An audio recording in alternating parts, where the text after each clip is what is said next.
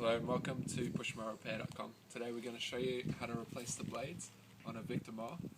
It should be the same for both 2 and 4-stroke engines. Here are the tools you'll need to change the blades on your mower. We've got a socket wrench, and in our case for this mower we need a 15 and 19mm socket. We need an Allen key that will fit the bolts in the packet for the new blades, and that's obviously the new blades right there. Before we can change the blades we need to be able to access them. The best way to do it on a 4-stroke mower is to tilt it up from the back. That way we don't make sure that we don't spill oil all over the place.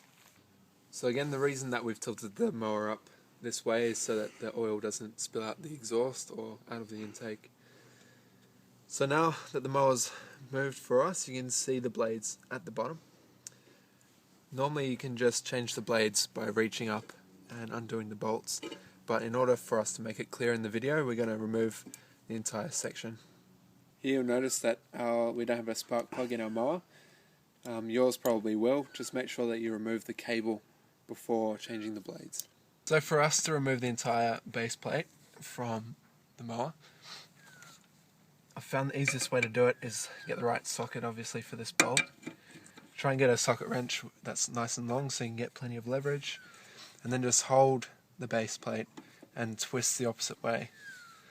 Sometimes you'll come across a mower that's really rusted, which may be the case for you. The next easiest thing to do for that, if it's a bit more stiff, is to try and jam a piece of wood behind the base plate so that it gets stuck, and when you turn you'll be able to get that screw, or that bolt, sorry, nice and loose.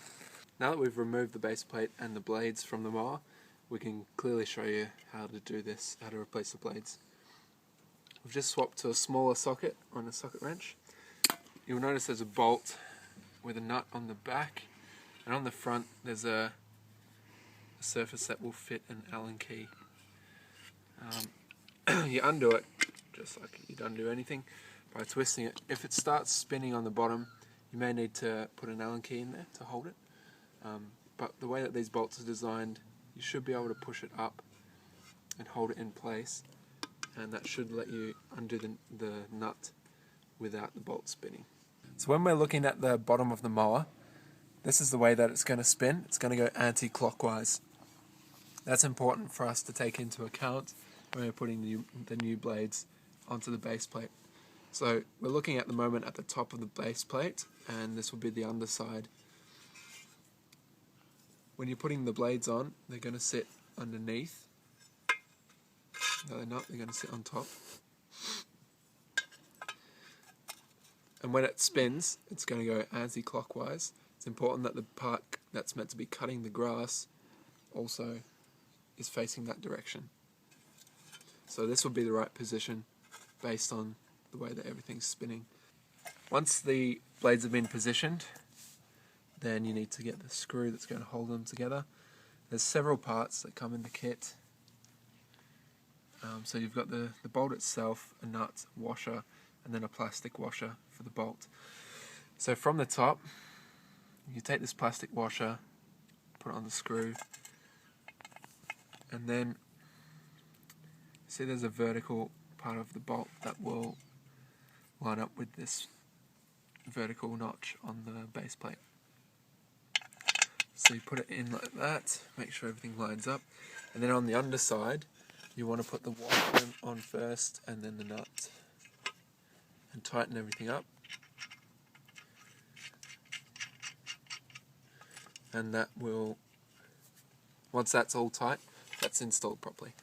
You want to make sure when you've tightened the blades that they're not too tight so that you can't move them with your hand. You want them to be firm, but if you're mowing and it hits a rock and these blades won't deflect, then you'll shatter the cotton rod of your mower and it's going to break the entire thing. Now we just want to put that base plate back onto the bottom of the mower. We attach it with the screw that we took off before. There's a washer on that, important that you don't lose that. You just line everything up and tighten up that bolt with your fingers, and then grab your socket wrench and tighten it more. So yeah, there you have it. You can also, as we mentioned at the beginning, You don't necessarily have to take off this base plate.